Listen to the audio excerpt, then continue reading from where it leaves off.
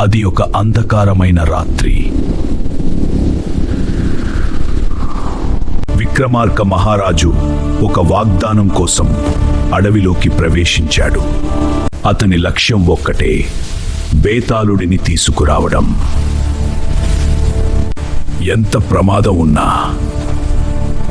నేను వెనక్కి తగ్గను. ధర్మం కోసం నేను ఏదైనా చేస్తాను. చెట్టు కొమ్మపై బేతాళుడు వేలాడుతూ ఉన్నాడు. నేను నిన్ను తీసుకెళ్తాను.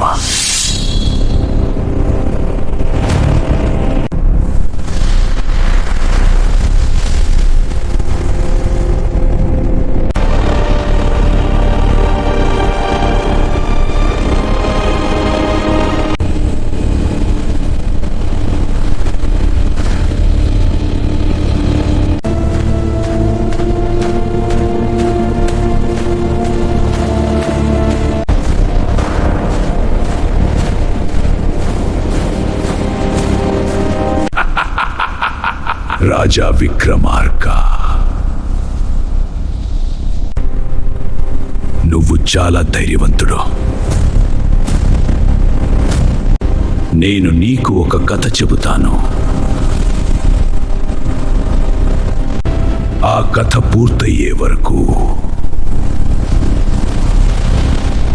నువ్వు ఒక్క మాట కూడా మాట్లాడకూడదు. కథ పూర్తయ్యాక నేను ఒక ప్రశ్న అడుగుతాను. నీకు సమాధానం తెలిసి చెప్పపోతే నీ తల 1000 ముక్కలలా. నేను తిరిగి చెట్టు మీదకి వెళ్ళిపోతాను. సరే, చెప్పుతాడు. అయితే విను రాజా.